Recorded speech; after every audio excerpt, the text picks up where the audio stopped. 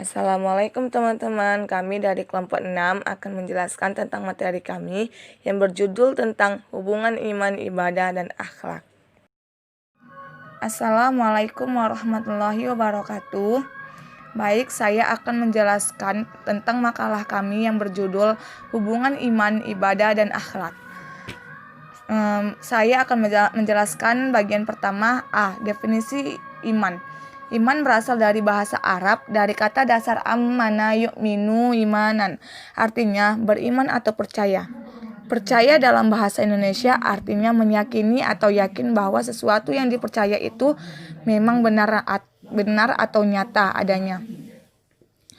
Iman menurut istilah kepercayaan yang meresap ke dalam hati yang penuh keyakinan, tidak bercampur syak atau ragu, serta memberi pengaruh bagi pandangan hidup, tingkah laku, dan perbuatan dan tingkah laku akhlak manusia sehari-hari.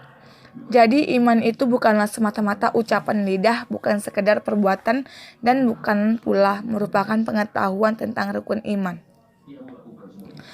Sesungguhnya iman itu bukanlah semata-mata pernyataan seseorang dengan lidahnya bahwa dia orang beriman mukmin, karena banyak pola orang-orang munafik beriman palsu yang mengaku beriman dengan lidahnya sedang hatinya tidak percaya. Iman itu membentuk jiwa dan watak manusia menjadi kuat dan positif, yang akan mengejawantah dan mewujudkan dalam bentuk perbuatan dan tingkah laku akhlakiyah manusia sehari-hari adalah didasari atau diwarnai oleh apa yang dipercayainya.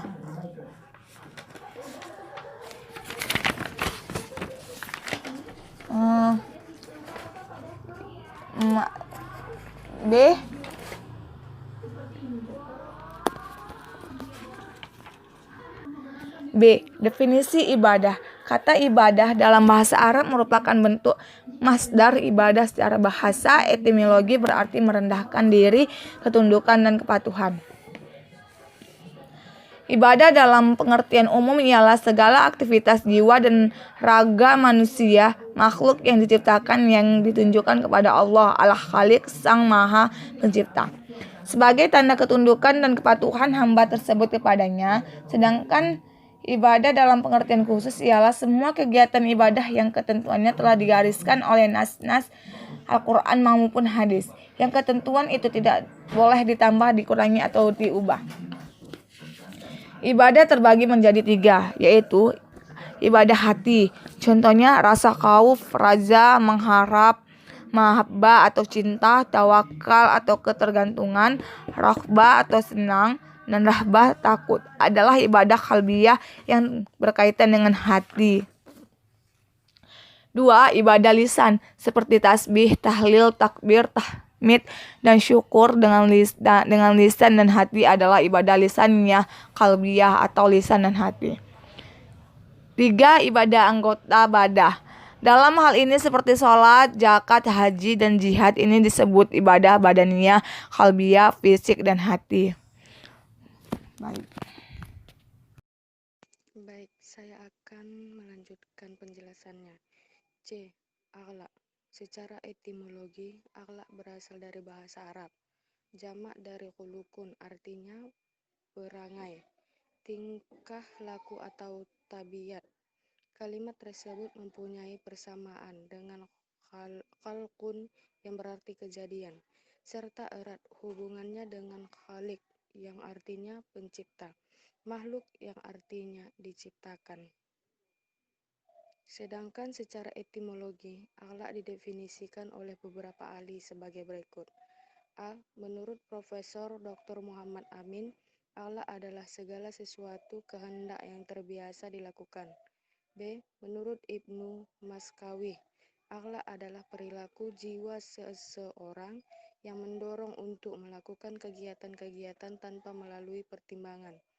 C. Menurut Al-Ghazali, akhlak adalah segala sifat yang tertanam dalam hati yang menimbulkan kegiatan-kegiatan dengan ringan dan tanpa memerlukan pemikiran sebagai pertimbangan.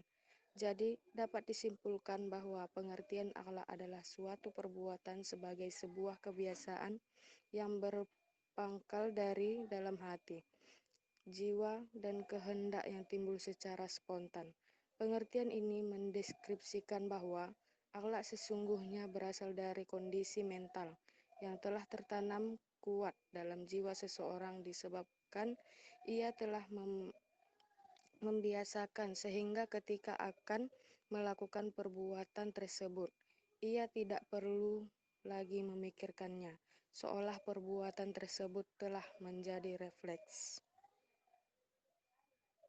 Sedangkan untuk menamakan akhlak dalam diri seseorang, Al-Ghazali Al-Kitab Ihya Ulumuddin bahwa ada dua cara, yaitu 1. Mujahadah dan membiasakan latihan dengan amal soleh.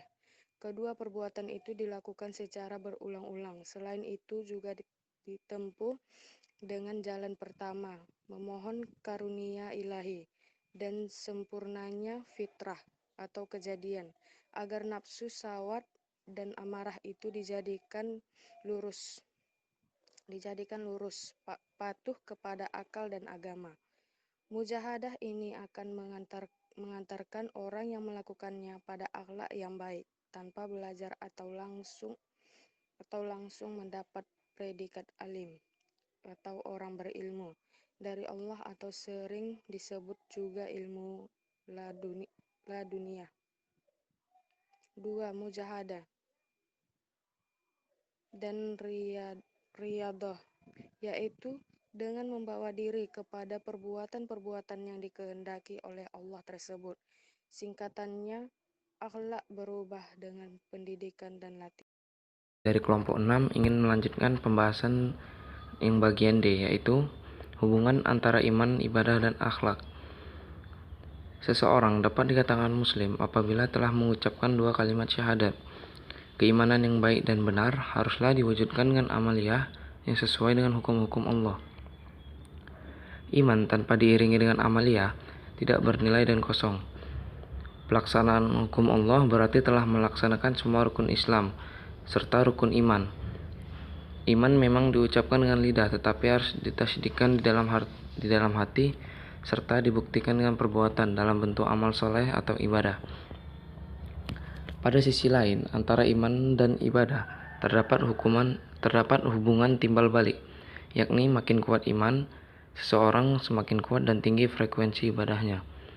Demikian pula sebaliknya, apabila semakin baik dan sempurna ibadah yang dilakukan seseorang, maka semakin mantap keimanan dalam dirinya. Hubungan iman dengan akhlak yaitu dilihat dari segi objek bahasannya. Sebagaimana diuraikan sebelumnya, iman membahas masalah Tuhan, baik dari zat, sifat, dan perbuatannya. Kepercayaan yang mantap kepada Tuhan yang demikian itu akan menjadi landasan untuk mengarahkan amal perbuatan yang dilakukan oleh manusia, sehingga perbuatan manusia menjadi ikhlas, dan keikhlasan ini merupakan salah satu akhlak yang mulia. Allah Subhanahu wa Ta'ala berfirman dalam Quran surah Al-Bayyinah ayat 5 yang artinya, padahal mereka hanya diperintah menyembah Allah dengan ikhlas mentaatinya semata-mata karena menjalankan agamanya, dan juga agar melaksanakan sholat dan menunaikan zakat, dan itulah agama yang lurus. Demikianlah penjelasan kami dari kelompok 6 tentang hubungan iman, ibadah, dan akhlak. Lebih dan kurang kami mohon maaf. Kepada Allah kami mohon ampun. Assalamualaikum teman-teman.